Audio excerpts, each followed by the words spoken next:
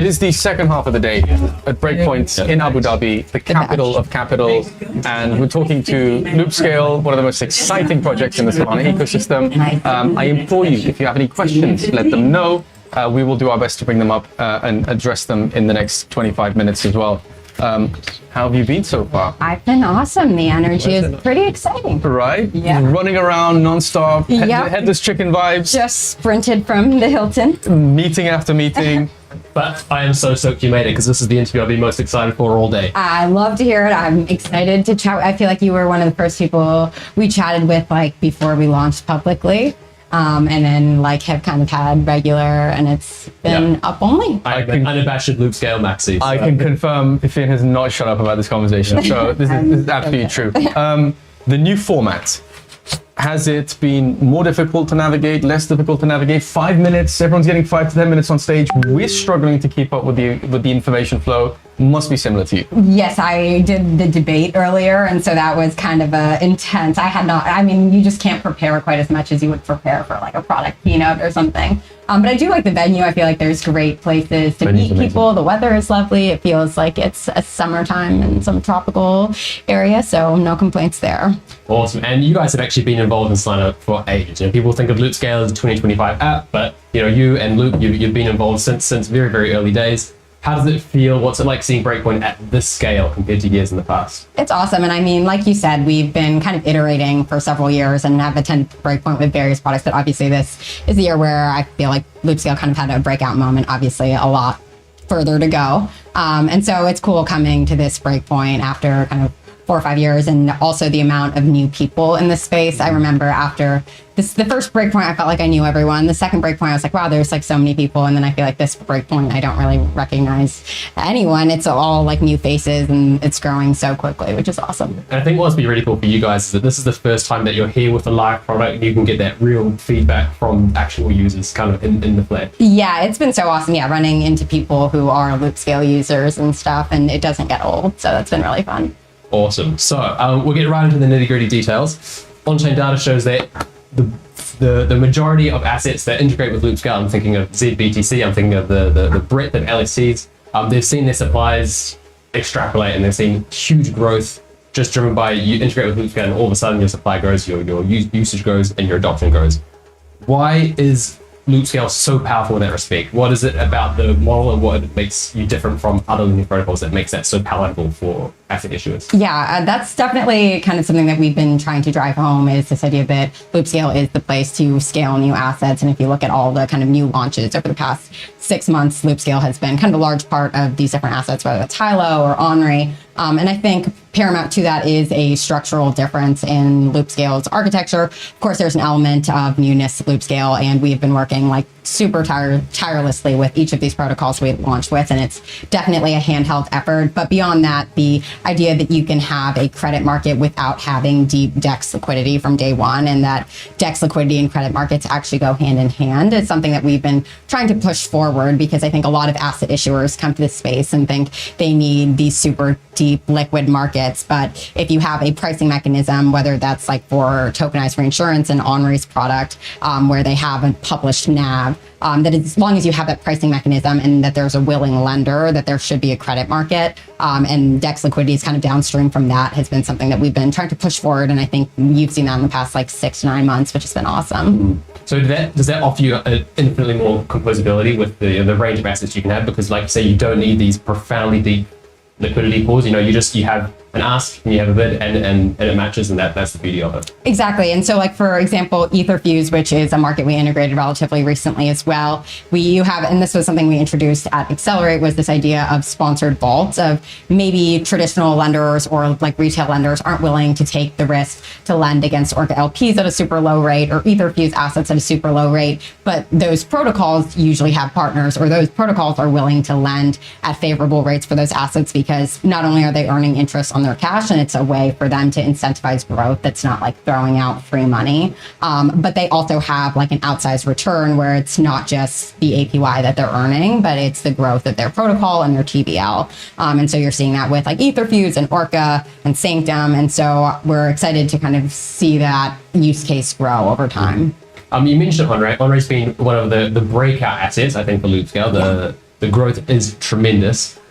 Are you seeing that RWAs are basically the direction that DeFi is going? Is that how we kind of break out of our bubble, and that's how we really hit the top stride of what's possible with Solana DeFi? Like, is RWAs how we break that ceiling? Yeah, I think that's definitely when we think about like the next 5 to 10 years of crypto assets and what I think 99% of the value that will be on Solana is not on Solana today. I don't think that'll necessarily come in the form of like pure crypto assets. I think there'll be things like Onray where you have traditional assets that are hard to access that are coming on chain. I think you'll see net new digitally kind of create assets. And so whether that's like tokenized payment streams, like vesting contracts that represent like net new financial products and net new credit products that the space can bring, that'll also grow a ton. And I think even for us, we were originally our asset mix was more SOL focused. And as it's kind of shifted into more RWAs and USD-backed products, we've seen less volatility in our TVL as a function of SOL price. And so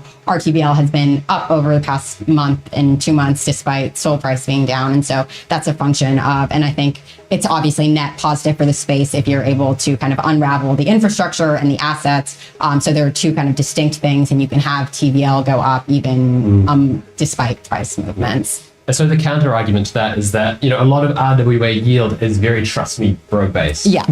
I as a DeFi advocate, lending USDC, I know that someone's going to borrow. I know that's where yield comes from. It's very easy to understand. How do you bridge that gap and give your DeFi users kind of trust in these new assets that you're bringing on to really validate that the yield is genuine? Yeah. So I think, to be clear, I think the kind of end state for crypto should be this entire asset flow happens on chain. And I think how we ultimately view Loopscale like 5-10 years from now is serving as credit infrastructure that is general purpose. And you could build something like an ACRED or Onray on Loopscale where they are issuing loans and they are making that yield. And you do have this tokenized deposit token, but that whole end stream. And I think that's kind of the power of DeFi is being able to downstream see all of those asset flows, and there isn't this trust me aspect. I think we're sitting in the middle right now until we get to that end state where the pieces are being connected kind of diversely. And so I think for folks, obviously none of this is financial advice. It ultimately comes down to the teams building these products, the kind of level of attestation. So there are things sitting in off-chain custodians, and there's still ways to get visibility and transparency into those assets. But for us as a lending protocol, that more looks like how do we price LTV and rates so that even if there is a haircut on NAV and things like that, that we are able to reprice and there is no bad debt introduced as a function of how you're pricing those different risk parameters. And I think that was a big reason we had built Loopscale, is this idea that you should be able to price rates and LTVs and have lending markets that are very granularly priced and take into account all the different risks of different types of collateral assets. And you're able to support the growth of the space over the long term. And until we kind of cross that bridge into fully on-chain assets. So you mentioned risk and trust there, two things that trigger me. I have to ask this question because I think one thing that really concerns people about coming on-chain is some of the risks associated with it. One thing that's really worked in you guys' favor in terms of building trust is how quickly you guys bounced back from the exploit very early on this year. Talk me through that process. Most teams, I think, if they're a young team, if they haven't been around in DeFi for long enough, probably wouldn't survive something like that. You guys not only survived, but you've come back 10 times stronger. Talk me through that process. Yeah, I mean, super grateful for the trust we've been able to rebuild so far, and do not take that for granted any day, and probably never will. And for us, yeah, I'm very lucky that we kind of were able to, the first month or two after that was a lot of kind of trust rebuilding, and we've just had the benefit of regaining that trust. I think how we handled things in the immediate aftermath and the communication afterwards helped contribute to that. And going through the secondary audit, having another audit on the way, I think we've become very security first in both our actions and our communications. And I think that's been reflected to users. And we hope with the continued growth and kind of different touch points and progress points we've made over the last 6 to 9 months, that we've continually kind of walked the talk that we made back in April in addressing things, and can continue to do so over the next year or two. Fully agree with that. I think everyone in the community that was around for that are pleasantly surprised by how quickly you guys rebuilt trust. So yeah, it was very impressive. I had to touch on that.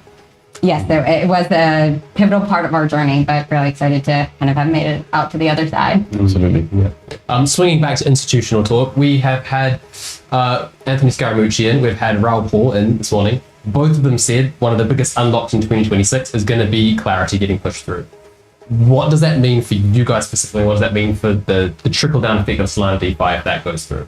Yeah, so I think that like what materially changes in the space with clarity is the amount of people amount of institutions and institutional capital that is sitting on the sidelines right now waiting for that before they go and deploy into whether that is Solana or just buying Bitcoin for the first time. That we saw a lot of different progress points this year with the ETFs and DATs as well. And so I think getting clarity, whether that's in the form of the Genius Act and all the different regulation that is kind of either on the docket or in progress, that we're just going to see a lot of institutional capital, which ultimately trickles down to the growth of the space, asset prices, new protocols launching, more projects getting funded, and things will, I think, get pretty exciting pretty quickly.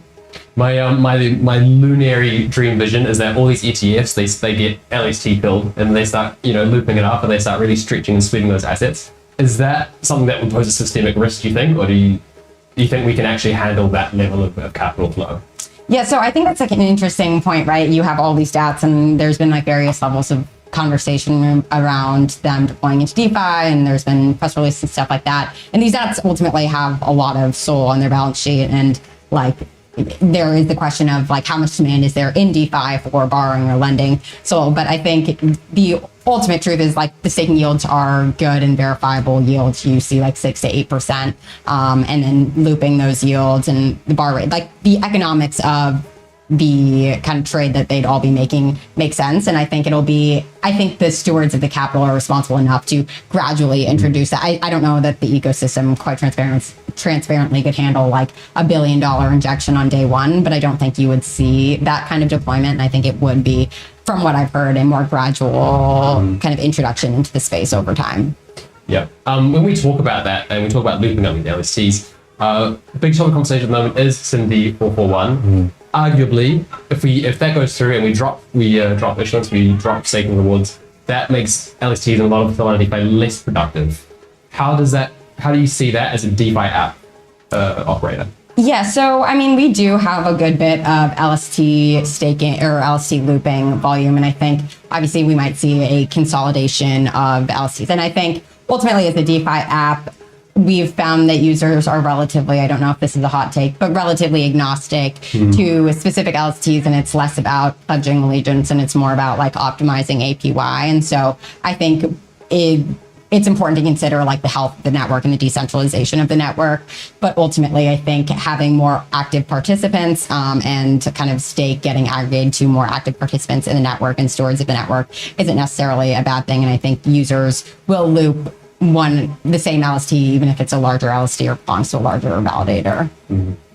So you're based in New York. You have been on Solana for a long time. Like we said, you're a big part of Solana DeFi. You almost have a foot in both worlds of this TradFi DeFi Connect. Do you feel like there's a bit of, not animosity, but there's a bit of kind of pushback against this institutional wave that's come in? Are we disillusioned with the idea of the original ethos of crypto? So I don't think so, but I also think I'm someone from like early on that's felt that the ethos of crypto should not be like antagonizing all of traditional finance. And I think there's almost like this blame game of like institutions have ruined the financial system. And I think now building this space, you can see how a lot of those traits of like fragmented liquidity or silos like is like a natural derivative of like a financial system over time, and like silos form in the same way like L1s form. And that it's not these like evil villains trying to play financial markets up against each other. And I think there's a lot to learn from the TradFi space and existing financial products. So I'm definitely not in the camp of, and I don't think there is a lot of like animosity. I think especially on Solana, which a lot of folks and users like took a contrarian view 3 years ago, where you're more open to kind of entertaining the other side of the narrative of like, okay, maybe it is a good thing for TradFi and DeFi to converge. And I think the reality of the situation is most money movement is between institutions. It's not between retail. And so if we're ever to realize like this final vision of crypto, there has to be some institutional adoption and conversations, and antagonizing that side of the industry will not get us to where we want to go. Very WAGMI. Definitely. But it is, I find impressive, surprising, and to a certain extent shocking at the same time when we talk about a Solana conference and you've got not just $1.6 trillion asset managers, Franklin Templeton, but $5 trillion asset managers here as well. That kind of blows my mind. A couple of days ago, we were at Abu Dhabi Finance Week. You got regulators there, you got sovereign wealth funds. You expect the word trillion to get thrown around in a place like that. Solana Breakpoint, it blows my mind, right? So I think a lot of people rightly are apprehensive. Maybe that's a good way of phrasing it. But to the ethos point, I think it's a reasonable argument, that we've lost some of that sort of cypherpunk ethos, and I don't think it's necessarily negative. We were talking with Matty Tay earlier, and he says that the newest cohort coming through the Colosseum hackathon this year has experienced a bit of a sort of pendulum swing back towards cypherpunk values. I think that's good, surely. Yeah, I think so. I'm definitely someone that I think like decentralization is an important trait of blockchains, but I think the value proposition of blockchains is not primarily in decentralization. I think to build like good financial products, there is an element for some, like not every type of financial product, but there is some level of like permissioning and like not money laundering to like North Korea, for example, is like let's not do that. Is a good trait. We do not endorse that kind of behavior. It's a good trait of a financial product, and I think it's easy to draw like a blanket statement of like this rebellious, anarchist like financial system. But then I think the more realistic and like viewpoint is that there will be like trade-offs, and you can just hope to like change enough minds that you keep enough good actors in this space that are pushing for like kind of the right trade-offs where they matter as we continue to grow as a space, and we don't lose sight of the bigger vision. And so I think the pendulum swinging, like that's promising to hear, right? But